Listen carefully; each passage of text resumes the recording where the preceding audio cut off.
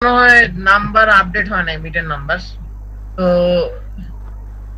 এটা নিয়ে আসলে মানে চিন্তিত হওয়ার কোনো কারণ নাই। তোমাদের নাম্বার আমি অলরেডি ইনপুট দিয়ে আসছিলাম, হয়তো নেটের প্রবলেমের কারণে হয় নাই। আমি আবার নেক্সট দিন যেদিন আমার আজকাল কি এসে যাবো, অফিসে যাবো, ওই দিন হচ্ছে আপডেট করে দেবো।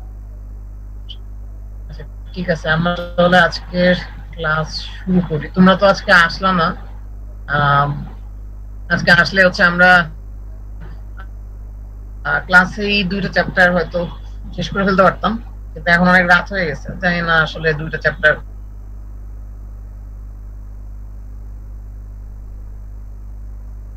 কভার করতে পারবো কিনা, দেখা যাক আর কি।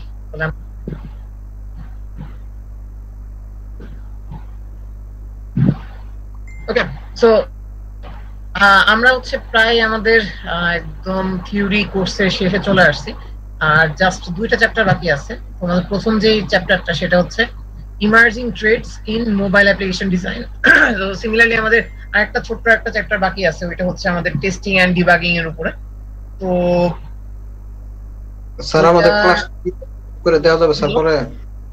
মোবাইলে স্যার স্যার আমাদের ক্লাসটি কি স্যার রেকর্ডিং হচ্ছে স্যার? হ্যাঁ হ্যাঁ, রেকর্ড হচ্ছে দিয়ে দিব, এটা সমস্যা নেই। আচ্ছা, তাহলে আমরা আগে এটা শুরু করি আর কি, তারপরে দেখা যাক যে সেকেন্ড চ্যাপ্টার ধরা যায় কিনা। আমাদের ফার্স্ট যে চ্যাপ্টারটা এটা হচ্ছে emerging Trends in mobile application design. তো ইমার্জিং ট্রেন্ড বলতে অ্যাকচুয়ালি কি বোঝায় বলো তো? অ্যাকচুয়ালি হচ্ছে আমাদের ওই অনেকটা উদীয়মান ট্রেন্ডের মতন আর কি, যে ট্রেন্ড গুলা এখন হচ্ছে কারেন্টলি আসতেছে বাজারে, ঠিক আছে?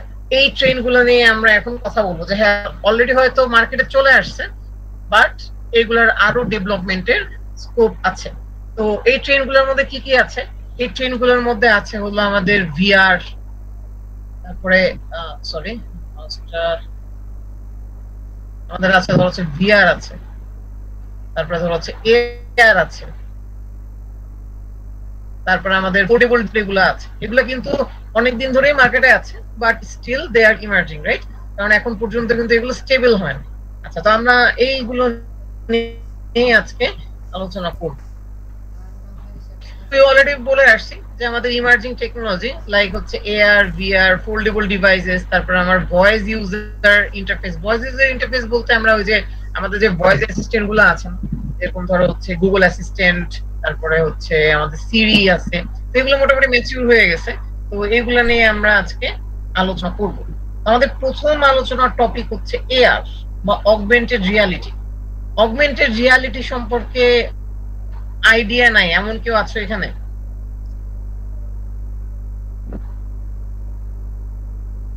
প্রবাবলি নাই। তো এআর কি জিনিস?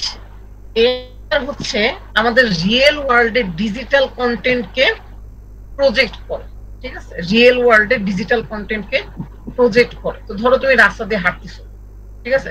রাস্তা দিয়ে হাঁটতেছো এবং হাঁটার সময় তুমি তোমার ফোনের স্ক্রিনটা অন করে রাখছো। তো অন করে রাখলে তুমি দেখতে পাইলা যে এই যে তোমার রাস্তা, ঠিক আছে? এটা ধরো হচ্ছে তোমার রাস্তা। এখন এই রাস্তার উপরে তুমি তোমার ফোন দিয়ে একটা গাড়িকে প্রজেক্ট করছো, ঠিক আছে? তো এটা ধরো হচ্ছে একটা গাড়ি। সরি, আমার মাউস হচ্ছে আজকে একটু ডিস্টার্ব দিচ্ছে, কেন হচ্ছে ঠিক মতো করা যাচ্ছে না, ইউজ করা যাচ্ছে না। তো ধরো এটা হচ্ছে একটা গাড়ি। তো এই রাস্তার উপরে তুমি তোমার মোবাইল স্ক্রিনে এই গাড়িটাকে দেখতে পাইছো, ঠিক আছে? এই টাইপের টেকনোলজি হচ্ছে এআর। কয়েকটা এক্সাম্পল দিলে হয়তো একটু ভালো মতো বুঝতে পারবা। তো তোমরা কি কেউ এটাকে পোকেমন গো খেলছো? পোকেমন গো, এনিওয়ান?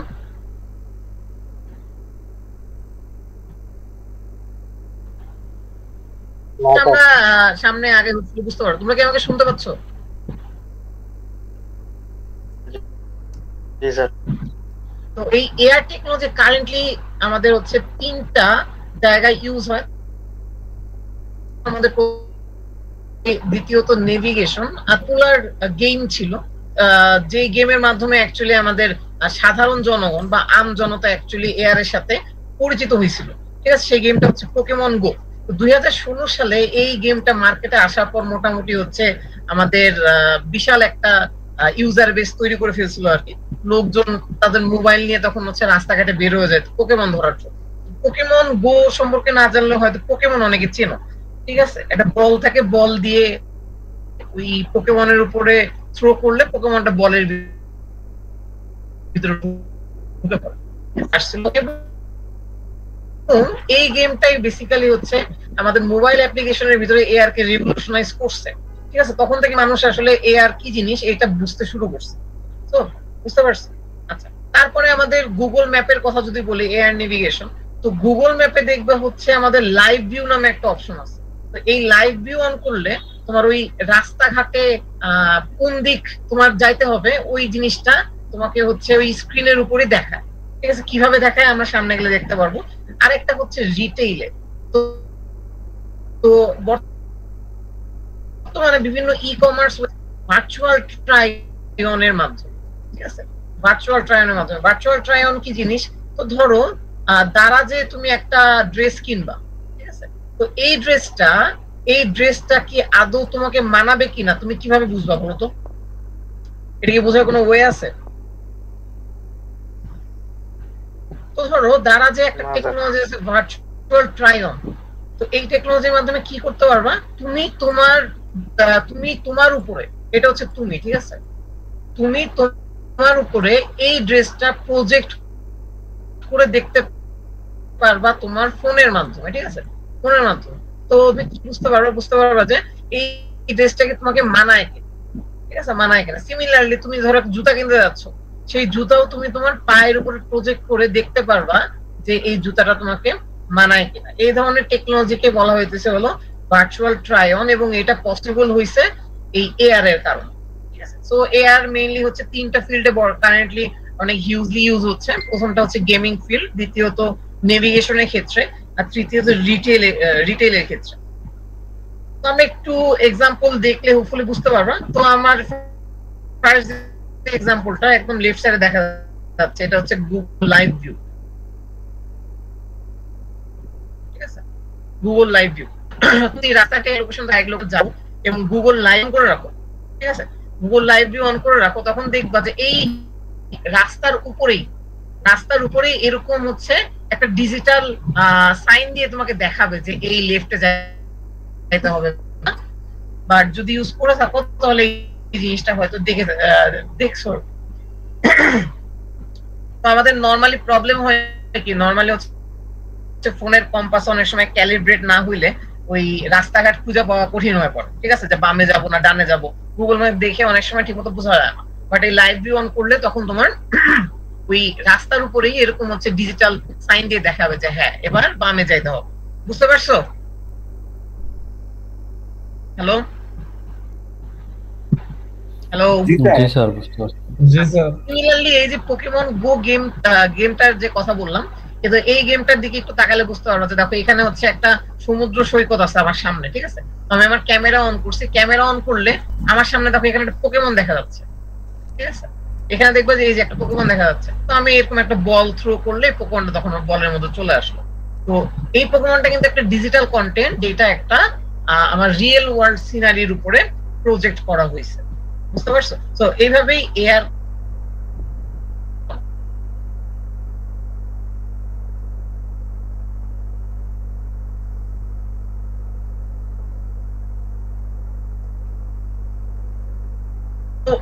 ফ্লাটার এর যদি আমরা হচ্ছে এআর ইন্টিগ্রেট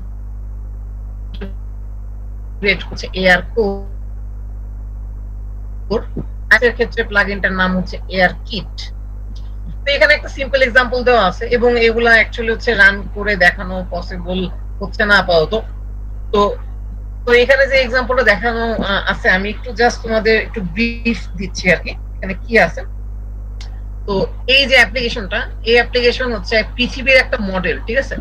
পৃথিবীর একটা মডেল তোমার স্ক্রিনে দেখাবে, ঠিক আছে? তোমার স্ক্রিনে দেখাবে এবং তুমি এই মডেলটা হচ্ছে এই দিক সেদিক 3D মডেল, তো তুমি ঘুরায় ফিরে দেখতে পারবে কার বদৌলতে, এআর এর বদৌলতে, ঠিক আছে? তো এখানে বেসিক্যালি যে কাজটা করা হয়েছে দেখো, এই গিটহাব থেকে একটা মডেল আর কি তুলে নিয়ে আসা হয়েছে এবং এই মডেলটা তুমি যখন তোমার ক্যামেরা অন করবা, ক্যামেরার ঠিক সামনে 1 মিটার ডিস্টেন্সে এই পৃথিবীটাকে প্রজেক্ট করা হবে, ঠিক আছে? প্রজেক্ট করা হবে। তো ব্যাপারটা এরকম দেখো যে ধরো এইটা হচ্ছে তোমার ক্যামেরা তুমি অন করছো, সরি মাউসটাকে দেখা যাচ্ছে, তুমি ক্যামেরা অন করছো, ক্যামেরা অন করলে যে এখানে যে পোকেমনটা দেখা যাচ্ছিল এই পোকেমনের জায়গায় হচ্ছে তখন তোমার ওই পৃথিবীটাকে দেখা যাবে, ঠিক আছে? এখানে তোমার ওই পৃথিবীটাকে দেখা যাবে। তো এই কাজটা করার জন্য এই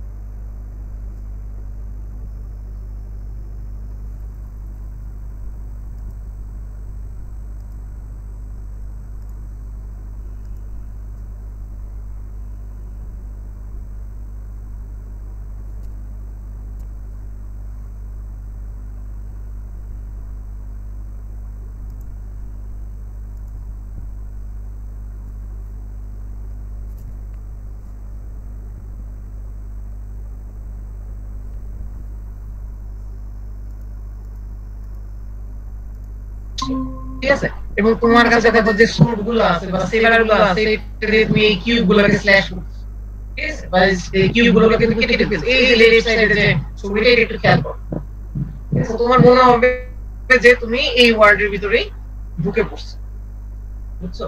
বাট অ্যাকচুয়ালি কি হচ্ছে, তুমি এই যে তোমার হাত পা যে মুভ করতেছো অ্যাকচুয়ালি আসলে জিনিসটা হলো এই রাইট সাইড, বাট বাস্তবে তুমি অ্যাকচুয়ালি কি করছো দেখো, এই যে তুমি এরকম একটা এই ভিআর হেডসেট পরে আছো এবং তুমি তোমার এই হাতে এভাবে নাড়াচ্ছ, ঠিক আছে? তো বাইরে থেকে কেউ দেখলে হয়তো পাগল মনে করতে পারে, বাট তুমি কি দেখতেছো, তুমি দেখতেছো হচ্ছে এই লেফট সাইডের সিনারি, বাট বাকিরা দেখবে হলো এই রাইট সাইডের সিনারি, ঠিক আছে? বাট তার মানে কি তুমি হচ্ছে একটা ইমার্সিভ ভিআর ওয়ার্ল্ডের মধ্যে ঢুকে পড়ছো এবং এই গেমটা তুমি খেলতেছো, ওকে? তাহলে ভিআর গেমিং সম্পর্কে যদি কারো আইডিয়া না থাকে তাহলে তারা হোপফুলি এই এক্সাম্পল দেখে বুঝতে পারছে যে ভিআর কিভাবে কাজ করে। বুঝতে পারছো কি? তুমি একটা চশমা পরবা, এই চশমার ভিতরে যে জিনিসটা দেখতে পারবা সেটাই হচ্ছে ভার্চুয়াল রিয়ালিটি, বুঝছো? জি স্যার। আচ্ছা, তো এটা তো আমরা গেমিং দেখলাম। তো গেমিং ডেফিনেটলি ভিআর এর সবচেয়ে গুরুত্বপূর্ণ ফিল্ড না, সবচেয়ে গুরুত্বপূর্ণ ফিল্ড হচ্ছে ট্রেনিং সিমুলেটর। তুমি এটা চিন্তা করো যে যেসব ডাক্তাররা আছে তাদের, ডাক্তার বাদ দিলাম, ধরো যারা এরোপ্লেনের পাইলট যারা, তাদের কোন রকম ট্রেনিং ছাড়া যদি তুমি এরোপ্লেনে বসায় দাও তারা কিন্তু তোমারে মানে আল্লাহর নাম করে উপরে নিয়ে যাবে ডিরেক্ট, ঠিক আছে? মানে কোনো বাচ্চার সম্ভাবনাই নাই, এটা একদম কোন রকম ট্রেনিং ছাড়া যদি পাইলট তুমি হচ্ছে প্লেনে বসায় দাও শুধুমাত্র থিওরিটিক্যাল নলেজ দিয়ে, ঠিক আছে? তো ওই পাইলট কিভাবে তাহলে প্লেন চালানো শিখবে? তার তো কোনো না কোনো সময় আকাশে উড়াই লাগবে, তাই না? মানে অ্যাটলিস্ট শেখার জন্য। তো সে কিভাবে শিখতে পারে? সে ট্রেনিং সিমুলেটরের মাধ্যমে এই জিনিসটা শিখতে পারে। সেও এই যে এই লোকের মতো এরকম একটা গগলস করবে, গগলস পড়লে তার সামনে হচ্ছে ওই আমার ওই এরোপ্লেনের যে ইগুলা থাকে, আমার যে কন্ট্রোল সিস্টেম থেকে কন্ট্রোল সিস্টেম চলে আসবে, তখন সেই কন্ট্রোল সিস্টেম ইউজ করে করে ভার্চুয়ালি ভার্চুয়ালি একটা ট্রেনিং পাবে। ওইখানে সে যদি ক্র্যাশ ল্যান্ডও করে তাও কিন্তু অ্যাকচুয়ালি কারো ক্ষতি হচ্ছে না, ঠিক আছে? সো এটা শুধুমাত্র আমার যে এরোপ্লেন এর ক্ষেত্রে ট্রেনিং এর ক্ষেত্রে ইউজ হয় না, আমার মেডিকেল ক্ষেত্রে ধরো কোন একজন ডাক্তার সে হচ্ছে সার্জারি করা শিখতে যাচ্ছে, তখনও তাকে এই ভার্চুয়াল রিয়ালিটির মাধ্যমে সার্জারি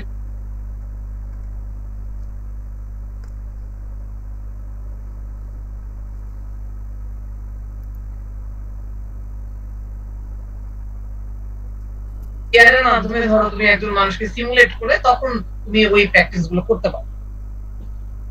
আরেকটা ফিল্ড যেখানে অ্যাকচুয়ালি ভিআর বেশ জনপ্রিয় হয়েছে সেটা হচ্ছে ভার্চুয়াল ট্যুর। তো তুমি বাংলাদেশ থেকে যদি আমেরিকা যায় ঘুরে আসতে চাও, জানো যে কি পরিমাণে এই ভিআর এর সেই খরচগুলো কমাতে পারে হচ্ছে আমার এই হেডসেট করবা, হেডসেট পরে তুমি চলে যাবে আমেরিকা, এরকম একটা হেডসেট করবা, আমেরিকা যে চলে যাবে আমেরিকা গুরুত্বপূর্ণ জায়গাগুলো যে তখন ওই জায়গাগুলো গুরুত্বপূর্ণ জায়গাগুলো আছে তুমি তখন ওই জায়গাগুলো দেখতে পারো, ট্যুর দিতে পারো। এটাও কিন্তু এই ভিআর এর মাধ্যমে পসিবল, এটাও কিন্তু এই ভিআর এর মাধ্যমে পসিবল হয়েছে। তাহলে ভিআর নিয়ে কারো কোনো কনফিউশন আছে? এনিওয়ান? না স্যার। স্যার এটা কোড কি টাইপের, এটা কি কোনো কোড আসবে বা কোড আসলে কি টাইপের আসতে পারে স্যার? বুঝি নাই স্যার এটা মানে কোড কি টাইপের আসতে পারে যদি আসে এই ভিআরে? জি স্যার। এখানে এই ভিআর থেকে কোনো কোড আসবে না, সমস্যা নেই। মানে স্যার লাস্ট টাইম মিডে কোড নিয়ে খুব ভেজালে পড়ছিলাম, তো এই কারণে কোডগুলো যদি একটু বলে দিতেন যে এই এরকম এরকম জায়গা থেকে কোড আসতে পারে। বুঝতে পারছি, সমস্যা নাই, এখান থেকে কোড আসবে না, বাট হচ্ছে যদি আসেও জাস্ট হচ্ছে সিনট্যাক্স গুলা বা এই স্নিপেট গুলা হচ্ছে জাস্ট দেখে রাখতে পারো। যে তুমি যদি একটা ভিআর স্ক্রিন জেনারেট করতে চাও তখন তোমার কি লাগে, এই যে অন ইউনিটি ক্রিয়েটেড, ঠিক আছে, বা ইউনিটি উইজেট কন্ট্রোলার লাগে। তো এই বেসিক স্নিপেট গুলো যদি মাথায় রাখো দেন হচ্ছে একটা সেফ সাইড আর কি, তখন আসলেও ওই কি করতে পারবে আর কি, লিখতে পারবে কিছু না কিছু।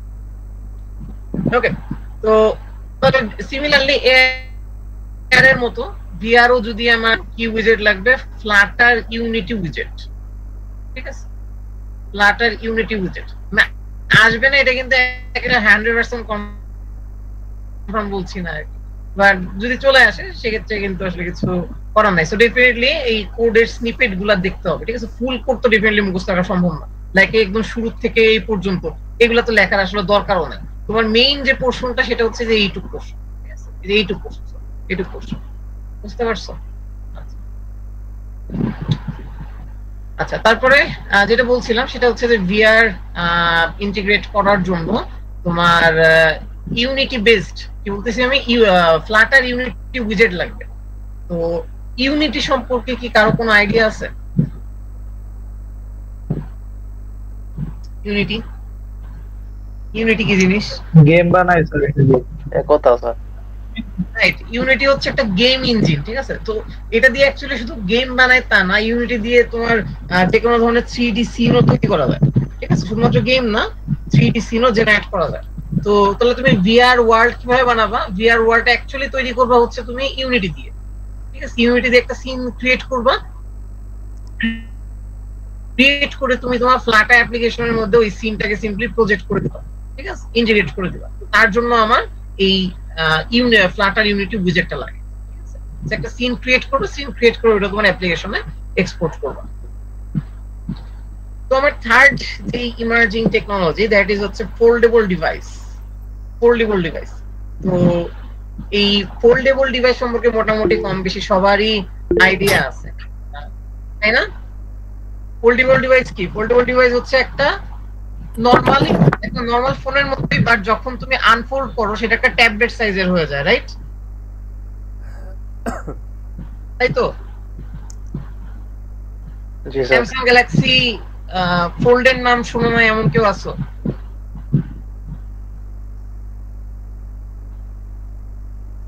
তো সবাই শুনছে মনে হয়। হ্যাঁ, তো সবাই হচ্ছে ফোল্ডেবল ডিভাইস চিনো আর কি। তো আমাদের ফোল্ডেবল ডিভাইসের ক্ষেত্রে কিন্তু একটা ইউআই চ্যালেঞ্জ আছে। চ্যালেঞ্জটা কি? চ্যালেঞ্জটা হচ্ছে যে এইটার আমার যে লেআউট বা স্ক্রিন সাইজ এটা কিন্তু চেঞ্জ হইতে থাকে, ঠিক আছে? বাট নরমাল ক্ষেত্রে ধরো হচ্ছে আমার ডিভাইসটা এরকম, বাট যখন তুমি ডিভাইসটাকে আনফোল্ড করবা ডিভাইসটার সাইজ কিন্তু বড় হয়ে যাইতেছে, তাই না? বড় হয়ে যাচ্ছে। সো এইরকম ক্ষেত্রে বা ফোল্ডেবল ডিভাইসের ক্ষেত্রে আমার যে ইউআই রেজুলেশন সেটা কিন্তু চেঞ্জ হইতে থাকে। তো চেঞ্জ হওয়ার কারণে আমাদের অ্যাপ্লিকেশনকে কিন্তু ওইভাবে অপটিমাইজ করতে হবে যাতে আমার ওই অ্যাপ্লিকেশনটা ডিভাইস ফোল্ডেড থাকুক বা আনফোল্ডেড থাকুক যে কোনো পজিশনেই ভালো মতো রান করার ক্যাপাবিলিটি অর্জন করে। তো অনেকে হয়তো গ্যালাক্সির ফোল্ডের নাম শুনছো, বাট গ্যালাক্সি ফোল্ড কিন্তু একদম মানে সর্বপ্রথম কমার্শিয়ালি লঞ্চ হয় নাই, ঠিক আছে? কি জন্য রয়্যাল ম্যাকপাই বা এরকম কিছু একটা ডিভাইস ছিল যত মনে করেন 18-19 সালের দিকে ওইটা লঞ্চ হয়েছিল। তো ওইটা কিন্তু স্যামসাং কে বিট করে ফেলছিল আর কি। স্যামসাং এর আগে ওরা কমার্শিয়াল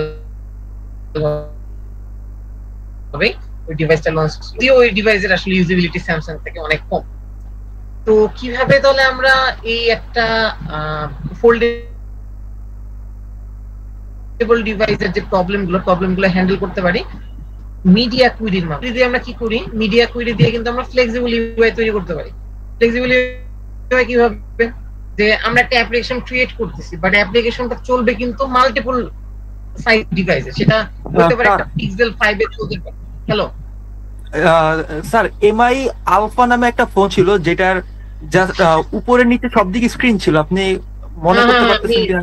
হ্যাঁ, মি আলফা, ওইটা তো প্রোটোটাইপ, ওটা তো আর কমার্শিয়ালি আসে নাই।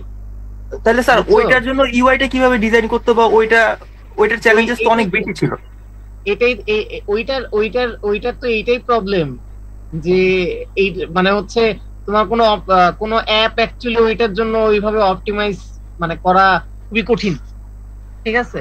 খুবই টাফ। বাট ওইটা কিন্তু ফোল্ডেবল ডিভাইসের মতো এত কমপ্লেক্স না। ফোল্ডেবল ডিভাইস কিন্তু বারবার তুমি ফোল্ড করতেছো আনফোল্ড করতেছো তোমার সাইজ চেঞ্জ হচ্ছে, কিন্তু ওইটার ক্ষেত্রে কিন্তু তা না। ওইটা হলো আমার যতদূর মনে পড়ে যে র্যাপ অ্যারাউন্ড একটা ডিসপ্লে ছিল, মানে পুরো 360 ডিসপ্লে।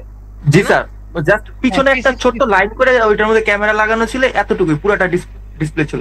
হ্যাঁ, ওইটা আমার যতদূর মনে পড়ে র্যাপ অ্যারাউন্ড ডিসপ্লে ছিল। সো ওইটার ক্ষেত্রে আমার মনে হয় না হ্যান্ডেল করা খুব একটা টাফ হইতো, ঠিক আছে? ফোল্ডেবলের ক্ষেত্রে যতটা কঠিন, ঠিক আছে? কারণ ওইটার রেজুলেশন আমরা সবসময় জানি যে হ্যাঁ সবসময় এরকমই থাকবে, বুঝতে পারছো?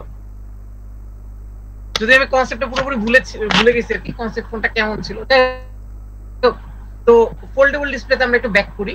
তো ফোল্ডেবল ডিসপ্লের এই রেজুলেশন চেঞ্জটা আমরা কিভাবে হ্যান্ডেল করতে পারি? মিডিয়া কুইরির মাধ্যমে।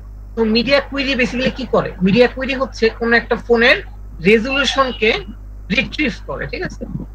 তো ধরো তুমি তোমার অ্যাপ্লিকেশনটা তো মাল্টিপল ডিভাইসের জন্য লঞ্চ করবে, পিক্সেল 5 হইতে পারে, পিক্সেল 8 হইতে পারে। তো 5 এর সাইজ হলো 8 হলো তার থেকে অনেক বড়, রাইট? তো তার মানে তোমার অ্যাপ্লিকেশন কি করবে? তোমার অ্যাপ্লিকেশন মিডিয়া কুইরি দিয়ে ডিভাইসের যে হাইট উইথ এই ইনফরমেশনগুলো নিয়ে তোমার অ্যাপ্লিকেশন কে ওই হিসাবে হচ্ছে গিয়া করবে আর কি, ডিসপ্লেতে শো করবে, বুঝতে পারছো? যদি 600 পিক্সেল হয় তাহলে 600 পিক্সেলে দেখাবে, যদি উইথ যদি 800 পিক্সেল হয় তাহলে 800 পিক্সেলে দেখাবে। আচ্ছা, তাহলে আমরা এখন একটু দেখবো যে কিভাবে আমরা এই ফোল্ডেবল ডিভাইসের বিষয়টা হ্যান্ডেল করব। তো এখানে খুব একটা সিম্পল এক্সাম্পল দেওয়া আছে, আমি একটু এক্সাম্পলটা এক্সপ্লেন করতেছি। একটা ফোল্ডেবল ডিভাইসে দুইটা স্টেট হয়, একটা হচ্ছে ফোল্ডেড স্টেট এটা, আর আরেকটা হচ্ছে আনফোল্ডেড স্টেট। তো আনফোল্ডেড স্টেটে দুইটা প্যানেল থাকে, ঠিক আছে? একটা লেফট প্যানেল, একটা হচ্ছে রাইট প্যানেল। বাট ফোল্ডেড স্টেটে আমার একটা সিঙ্গেল প্যানেলই থাকে, বুঝতে পারছো? সিঙ্গেল প্যানেলই থাকে। আচ্ছা, তাহলে আমি এখন কিভাবে বুঝবো যে আমার স্ক্রিনটা ফোল্ডেড আছে নাকি আনফোল্ডেড আছে? তো আমি ধরে নিলাম যে আমার ডিসপ্লের উইডথ যদি 600 পিক্সেলের থেকে বেশি হয়ে যায় বা 600 অতিক্রম করে ফেলে, ধরো এটা হচ্ছে 600, এটা যদি অতিক্রম করে ফেলে তখন আমি কি ভাববো? তখন আমি বুঝতে পারবো যে আমার ডিভাইসটা আনফোল্ডেড হয়ে গেছে বা আমার ডিভাইসটা বড় হয়ে গেছে। তো যখন ডিভাইসটা বড় হয়ে যাবে তখন ডিভাইসে কিন্তু দুইটা প্যানেল আছে, এটা হচ্ছে আমার লেফট প্যানেল, একটা হচ্ছে রাইট প্যানেল। ওকে, তো এই জন্য যখন আমরা এই কাজটা এখানে করছি, একটু আমার লেফট সাইডে কোডে খেয়াল করো, আমরা এখানে চেক করছি যে আমার স্ক্রিন উইডথ কি 600 থেকে বড় কিনা। ঠিক আছে, স্ক্রিন উইথ 600 থেকে বড় কিনা। যদি স্ক্রিন উইথ 600 থেকে বড় হয়ে যায় তার মানে আমরা এখন ফোল্ডেড ডিভাইসের মোডে আছি। ফোল্ডেড ডিভাইসে কয়টা প্যানেল থাকবে? দুইটা প্যানেল, একটা হচ্ছে লেফট প্যানেল, একটা হচ্ছে রাইট প্যানেল। ঠিক আছে, রাইট প্যানেল। আর যদি তা না হয় আমরা এই একটা স্ক্রিনেই থাকবো, তার জন্য আমরা আছে কি একটা সিঙ্গেল প্যানেল। তো এই কিভাবে আমরা হ্যান্ডেল করতে পারি সেটা সিমুলেট করার জন্য এখানে যে কাজটা করা হয়েছে সেটা হচ্ছে যে যখন আমরা সিঙ্গেল প্যানেল থাকবো তখন আমার ডিসপ্লেতে লাল কালার শো করবে। ঠিক আছে, লাল কালার শো করবে। বা যখনই আমি ফোল্ড করে ফেলবো, সরি আনফোল্ড করে ফেলবো, আনফোল্ড করলে আমার লেফট প্যানেলে ধরো শো করবে হচ্ছে ব্লু কালার। লেফট প্যানেলে আমার শো করবে হলো এই ব্লু কালার, আর রাইট প্যানেলে শো করবে হলো গ্রিন কালার।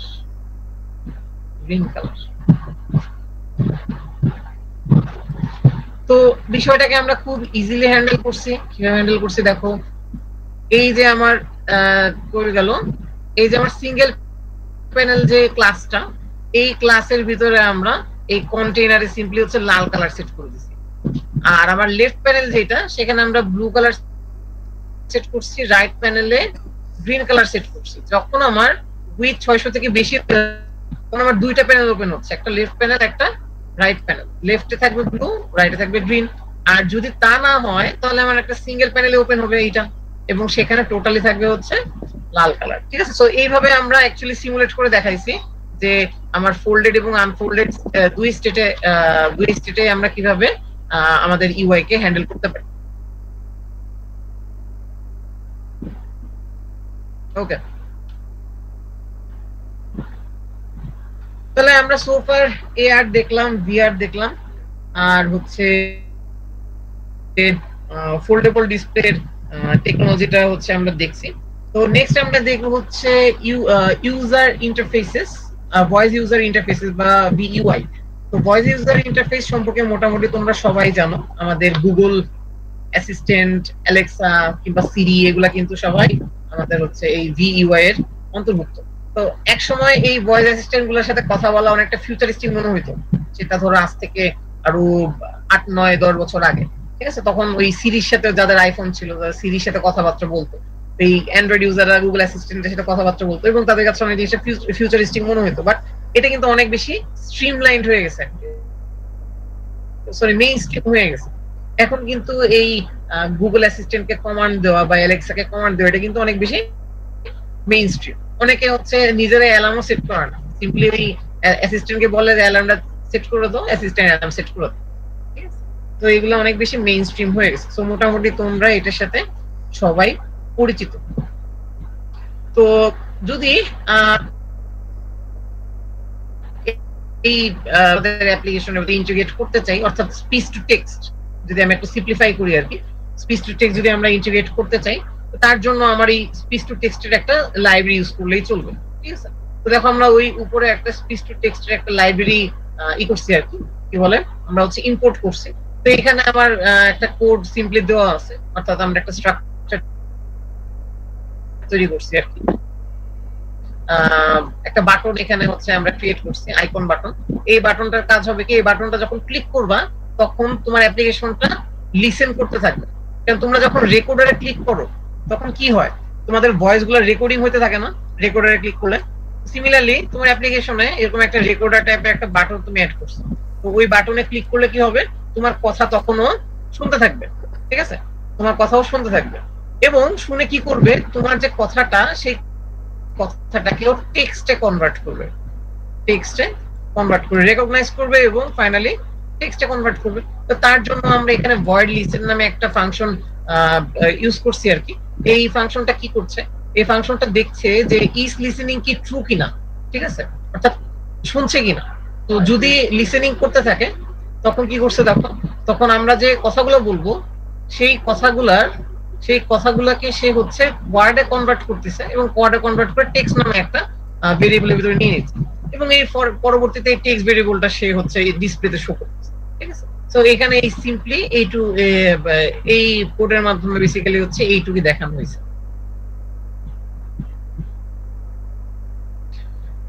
তো আমরা ইমার্জিং টেকনোলজি গুলো দেখলাম।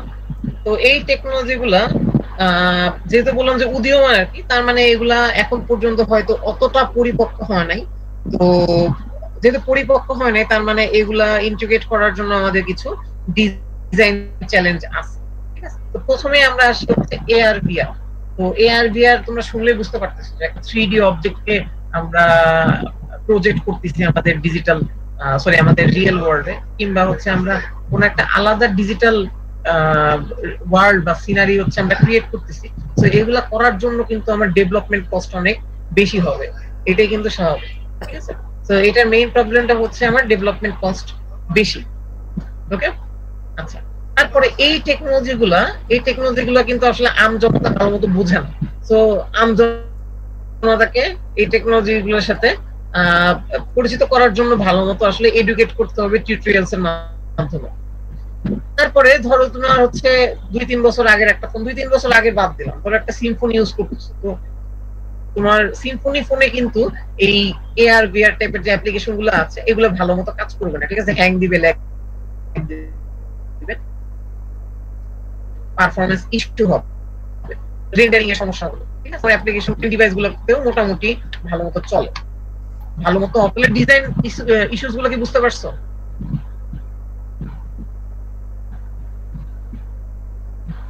হ্যালো, জি স্যার। আচ্ছা ঠিক আছে। তো এবার আমরা জাস্ট হচ্ছে কয়েকটা কেস স্টাডি দেখবো, অর্থাৎ কয়েকটা ইমার্জিং টেকনোলজি যুক্ত অ্যাপ্লিকেশন, এবং ওই অ্যাপ্লিকেশন গুলো অ্যাকচুয়ালি কি কি চ্যালেঞ্জ ফেস হয়। প্রথমে আমরা দেখি হচ্ছে পোকেমন গো। আমি অলরেডি বলে আসছি যে 2016 সালে এই গেমটা বের হয়েছিল এবং খুবই জনপ্রিয় হয়েছিল। তো এই গেমে কি করে, এই গেমে হচ্ছে এআর ইউজ করে এবং একই সাথে লোকেশন ইউজ করে। ঠিক আছে, ধরো তুমি ঢাকায় আছো, ঢাকার মধ্যে রাস্তাঘাট দিয়ে তুমি চলাফেরা করতেছো, তো ধরো মিরপুর 10 নম্বরে গিয়ে তুমি একটা পোকেমন পাইলা। ঠিক আছে, তার মানে এটা কিন্তু লোকেশনকে ইউজ করে। তো তোমার ওই জিপিএস যদি ঠিক মতো কাজ না করে তাহলে কিন্তু এই গেমটা ভালো মতো চলবে না। আবার যেহেতু এটা সার্বক্ষণিক এআর ব্যবহার করতেছে, তার মানে তোমার ব্যাটারি ড্রেইনও কিন্তু ভালোই হবে। ঠিক আছে, এরপর হলো আরেকটা অ্যাপ্লিকেশন, এই অ্যাপ্লিকেশনের নাম হচ্ছে আইকিয়া প্লেস। তো এই অ্যাপ্লিকেশনটা একটু দেখো, যে নিচে এক্সাম্পলে দেখলে বুঝতে পারবা, এটা হচ্ছে বেসিক্যালি একটা ফার্নিচার বসানোর অ্যাপ্লিকেশন। অর্থাৎ ধরো তোমার এই সোফাটা পছন্দ হয়েছে, এখন এই সোফাটা তোমার এই ড্রয়িং রুমের কর্নারে কি আদৌ তুমি বসাতে পারবা কিনা এটা কিন্তু তুমি জানো না। ঠিক আছে, এই সোফাটা তুমি ড্রয়িং রুমের কর্নারে বসাতে পারবা কিনা এটা কিন্তু তুমি জানো না, কারণ এই সোফার মেজারমেন্ট সম্পর্কে তোমার আইডিয়া নাই। তো এই অ্যাপ্লিকেশনটা কি করে, এই অ্যাপ্লিকেশনটা হচ্ছে এই তোমার যে ড্রয়িং রুম বা তোমার যে রুম, ক্যামেরার মাধ্যমে এই রুমের একটা স্কেলিং বা একটা মেজারমেন্ট নিয়ে নেয়। মেজারমেন্ট নেওয়ার পরে ও হচ্ছে এই সোফাটাকে এই এখানে ফিট করানো যাবে কিনা বা এখানে বসানো যাবে কিনা এটা টেস্ট করে। ঠিক আছে, অর্থাৎ তোমার রুমের মধ্যে সোফাটাকে প্রজেক্ট করে দেখায় যে এখানে সোফাটা থাকলে কেমন হবে দেখতে, বা সোফাটাকে আদৌ এই কর্নারের ভিতরে বসানো যাবে কিনা। বুঝছো, এটা হচ্ছে আইকিয়া প্লেস এর কাজ। তো তার মানে এই অ্যাপ্লিকেশনের ক্ষেত্রে তাহলে চ্যালেঞ্জেস কি কি হতে পারে, এই স্কেলিংটা কিন্তু একটা বড় চ্যালেঞ্জ। ঠিক আছে, এই যে তোমার এই ঠিক মতো স্কেল করা বা ঠিক মতো মেজার করা যে ঠিক কতটুকু ডিস্টেন্সে এটা বসাইতে হবে। আবার একই সাথে তোমার রুম যদি অন্ধকার হয়, লাইটিং ঠিক মতো না থাকে, তখন কিন্তু ও স্কেলিংটা ঠিক মতো করতে পারবে না। তারপরে আরেকটা অ্যাপ্লিকেশন বিট সেভার, এটা নাম অলরেডি আমি বলে আসছি বা তোমাদের হচ্ছে দেখায়ও আসছে, যে এটা এই যে যেটা এই অ্যাপ্লিকেশনটা। তো এই অ্যাপ্লিকেশনের ক্ষেত্রে তাহলে আমাদের কি কি প্রবলেম হতে পারে বা চ্যালেঞ্জেস ফেস করতে হতে পারে। দেখো, তুমি সার্বক্ষণিক মুভ করতেছো অ্যাপ্লিকেশনের মধ্যে, তো তার মানে এখানে কিন্তু তোমার মোশন সিকনেস এর একটা সমস্যা হতে পারে। ঠিক আছে, মোশন সিকনেস এর একটা প্রবলেম তুমি ফেস করতে পারো। আচ্ছা, তারপরে হচ্ছে গুগল অ্যাসিস্ট্যান্ট। তো গুগল অ্যাসিস্ট্যান্ট কি আমাদের কথা শুনে, তাই না, এবং সেই অনুযায়ী কাজ করে। অনেক সময় হয় কি যে ধরো আমাদের বাংলাদেশি যে ইংলিশ অ্যাকসেন্ট আর কি, সেটা অনেক সময় বুঝতে পারে না। শুধুমাত্র বাংলাদেশি ইংলিশ অ্যাকসেন্ট বাদ দিলাম, ইংলিশের কিন্তু বিভিন্ন অ্যাকসেন্ট হয়। ঠিক আছে, জ্যামাইকান অ্যাকসেন্ট হতে পারে, কিংবা ধরো আমেরিকান অ্যাকসেন্ট হতে পারে, বা আবার একটা অ্যাকসেন্টের মধ্যে আবার বিভিন্ন ডায়ালেক্ট আছে। আমেরিকান ইংলিশেরও আবার বিভিন্ন ডায়ালেক্ট আছে, দেখবা যে ওই ইসেরা ইউজ করে। ঠিক আছে, ওদের লোকালরা অনেকে হচ্ছে ভিন্ন টাইপের অ্যাকসেন্ট ইউজ করে, এগুলো তুমি হয়তো বুঝতেও পারবা না। তো এই ডায়ালেক্ট গুলার ডিফারেন্সের কারণে কিন্তু অনেক শব্দ অনেক সময় বোঝা কঠিন, ঠিক আছে? তো এটা কিন্তু আমাদের এই গুগল অ্যাসিস্ট্যান্ট বলি বা হচ্ছে আমার এই ভয়েস অ্যাসিস্ট্যান্ট গুলো বলি, এগুলার একটা বিশাল চ্যালেঞ্জ, যে ভাষাটাকে ঠিক মতো রেকগনাইজ করা, ভাষার যে ডাইভার্সিটি বা ভাষার যে ডায়ালেক্ট অ্যাকসেন্ট এগুলাকে আলাদা করা বা ডিফারেন্সিয়েট করা। তো আমরা সোফার হচ্ছে আমাদের এই লেকচারের লাস্টে চলে আসছি আর কি। সো আমরা শুরু থেকে কি কি দেখলাম হচ্ছে এআর কিভাবে কাজ করে, বিআর কিভাবে কাজ করে, কিভাবে ফ্লাটার অ্যাপ্লিকেশনে এআর কে ইন্টিগ্রেট করা যায়, ফোল্ডেবল ডিভাইসের প্রবলেম গুলো দেখছি, ফোল্ডেবল ডিভাইসের প্রবলেম কে কিভাবে আমরা সলভ করতে পারি সেটাও দেখছি। আমরা হচ্ছে আমাদের যে ভয়েস অ্যাসিস্ট্যান্ট গুলো এগুলো কিভাবে কাজ করে এটাও দেখছি। এবং এই যে টেকনোলজি গুলো এগুলো কিন্তু সামনে হচ্ছে আরো ব্যাপকভাবে ইউজ হবে, ঠিক আছে? সো যেহেতু ব্যাপকভাবে ইউজ হবে, সো এটার প্রবলেম গুলোকে আমাদের অবশ্যই সলভ করতে পারতে হবে। তো আমাদের এই ফার্স্ট চ্যাপ্টারটা এই পর্যন্তই। এটা নিয়ে কারো কোনো কোশ্চেন আছে?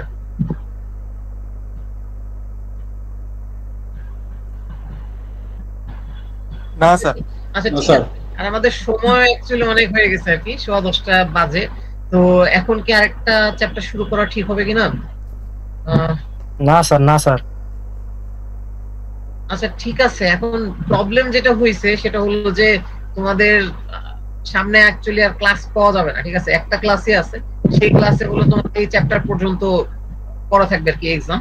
তো ক্লাস পাওয়া না গেলে তো সমস্যা আর কি, কারণ আরেকটা যদিও চ্যাপ্টারটা ছোট কিন্তু শেষ করতে অ্যাটলিস্ট ধরো 15-20 মিনিট তো লাগবে। তো এখন যেটা আমি সিদ্ধান্ত নিছি সেটা হচ্ছে যে এখন যেহেতু তোমরা করতে চাচ্ছ না, তো তোমাদের আগামী দিন ল্যাবের শেষে এই ক্লাসটা নেওয়া যেতে পারে, ঠিক আছে? এই চ্যাপ্টারটা আমরা কভার করে ফেলতে পারি, কি বলো? ঠিক আছে স্যার। ঠিক আছে, ল্যাবের শেষে করা যায়।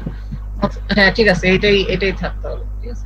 তোমাদের নেক্সট ল্যাবে তো ল্যাব টেস্ট আছে, ল্যাব টেস্ট আর হচ্ছে ল্যাব পারফরম্যান্স। তো তার জন্য খুব বেশি সময় হয়তো লাগবে না, আমাদের মোটামুটি 2 ঘন্টার বেশি হয়তো লাগবে না, 2 ঘন্টা 2.5 ঘন্টা সব চেক করতে। তো তারপরেও আমাদের আরো 1.5 ঘন্টা বাকি থেকে যায়, ঠিক আছে? তো হোপফুলি হচ্ছে ওই চ্যাপ্টারটা আমরা ল্যাবে কভার করবো। আর যদি তাও পসিবল না হয় তাহলে হচ্ছে তোমাদের লেকচার প্রোভাইড করে দিব আর কি, ঠিক আছে? আচ্ছা তাহলে তোমাদের অ্যাটেন্ডেন্স কি? স্যার আমাদের ফাইনাল টোটাল স্লাইড কয়টা স্যার? তোমাদের স্লাইড হচ্ছে 8, 9, 10, 11, 12 5টা। 5টা। সবগুলা মনে স্যার বিএসসি তে দেওয়া নাই মনে।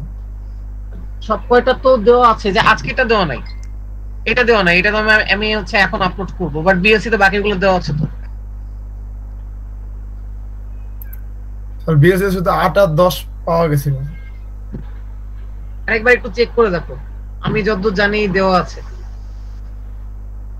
স্যার 8, 9 আর 10 দেয়া আছে বিএসসি। হ্যাঁ 8, 9, 11 আর 12 আপলোড হয়নি। হ্যাঁ 11, 12 তো এখন ওই যে আজকে কেবল ক্লাস নিলাম, ঠিক আছে? এখন আপলোড জি করে স্যার। দেব। Okay sir. আর 12 তো আজকে নেওয়া হলো না, 12 হোপফুলি নেক্সট দিন। ওকে স্যার আমরা মিডে 6 পর্যন্ত করছিলাম আমি যদি ভুল না করি, তাহলে মাঝখানে থেকে কি স্যার 7 বাদ যাবে? না না, মিডে 6 পর্যন্ত করছো, ওই অ্যাকচুয়ালি লেকচার গুলো হলো উইকে হিসাবে করা, বুঝছো? 7 নাম্বার উইকে হলো তোমাদের ছিল মিড টার্ম পরীক্ষা হয়েছে, তো এই জন্য ওইখানে ওই লেকচারের নামে 7 আসে নাই। এটাই। আচ্ছা ঠিক আছে। তো আজকে তো মোটামুটি সবাই আছো নাকি? জি স্যার, সবাইরে দিয়ে দেন স্যার। সবারই দিয়ে দেন স্যার।